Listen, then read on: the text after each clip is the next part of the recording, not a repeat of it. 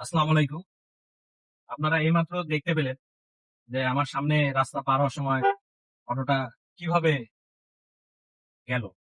আসলে আমরা মানে এগুলা ব্যাটারি চালিত অটো রিক্সা, কাছে জিম্মি, এদের জন্য আমরা নিরাপদে রাস্তায় গাড়ি চালাতে পারি না এবং ম্যাক্সিমাম দুর্ঘটনা এদের কারণেই হয়। পরবর্তীতে দিন শেষে দোষী হয় আমাদের মতো এইগুলো প্রাইভেট সেক্টরে যে ড্রাইভার গুলো গাড়ি চালায় এবং বাস ট্রাক যারা চালায়, এরা জিম্মি এদের কাছে, এনারা দোষী। কিছু করার নাই। আমাদের বাংলাদেশের রাস্তায় এগুলোকে যদি নিয়ন্ত্রণ না করা যায়, দুর্ঘটনা কখনোই নিয়ন্ত্রণে আনা সম্ভব হবে না আগামী দিনে।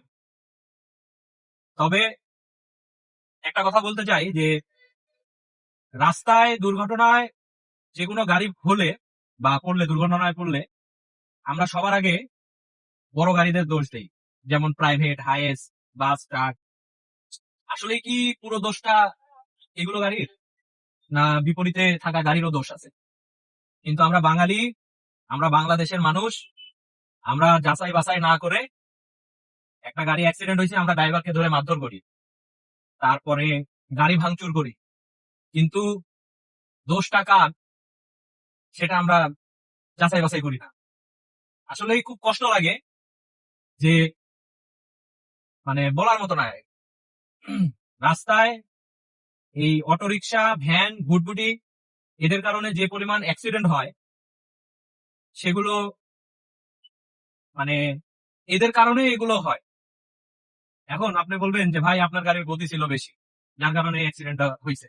আরে ভাই, রাস্তায় গতিসীমার সরকারিভাবে নির্ধারিত করা আছে ৮০।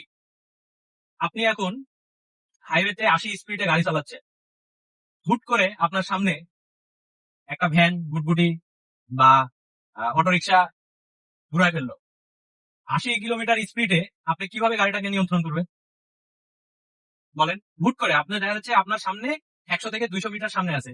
যেমন সাপোজ আমার সামনে এই যে পুলিশের ভ্যানটা দেখতে পাচ্ছেন, এই পুলিশের ভ্যান যেখানে, আমি এখানে আছি, অটোরিকশাটা ওইখানে ঘুরায় ফেললো। তাহলে আপনি ৮০ স্পিডে কিভাবে আপনি কন্ট্রোল করবেন? তাহলে এখানে দোষ টাকা। তাই ভাই, সকল জনগণ এবং সাধারণ মানুষ, সবাই সাধারণ, আমরা সবাই সাধারণ মানুষ, একটা অনুরোধ যে অ্যাক্সিডেন্ট হলে কোনো ড্রাইভারের গায়ে হাত দিবেন না, কোনো গাড়ি ভাঙচুর করবেন না। যদি কোনো ড্রাইভারের দোষ থাকে, বাংলাদেশের আইন আছে, কানুন আছে, সেটা দেখার দায়িত্ব বাংলাদেশ পুলিশের। এই যে দেখেন, দেখছেন কথা বলতে বলতে কি করলো। তো যাই হোক, আপনাদের কাছে একটা অনুরোধ যে কখনো আপনারা গাড়ি ভাঙচুর করবেন না, কোনো ড্রাইভারের গায়ে হাত দিবেন না।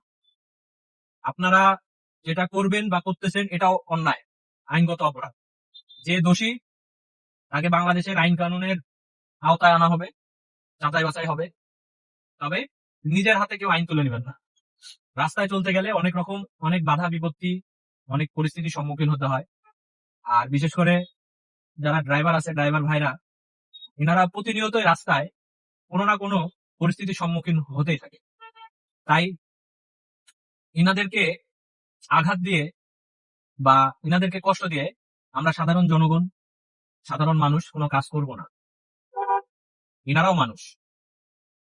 তো পরিশেষে একটা কথা বলতে চাই যে সবার যাত্রা নিরাপদ হোক এবং আমরা নিরাপদ সড়ক চাই, যেখানে আমরা শান্তিতে এবং নিরাপদে গাড়ি চালাইতে পারবো এবং আমাদের নির্দিষ্ট গন্তব্যে পৌঁছাইতে পারবো।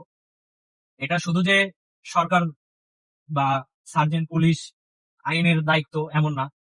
আমরা যারা গাড়ি চালাই বা আমরা যারা জনগণ আছি, আমাদের সকলেরই দায়িত্ব আইন মেনে চলা এবং রাস্তায় মানে একদম নম্রতার সহিত, ভদ্রতার সহিত চলাফেরা করা, যাতে করে আমরা পরবর্তীতে কোনো দুর্ঘটনার সম্মুখীন না হই।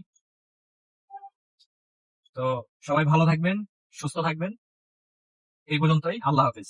আসসালামু আলাইকুম।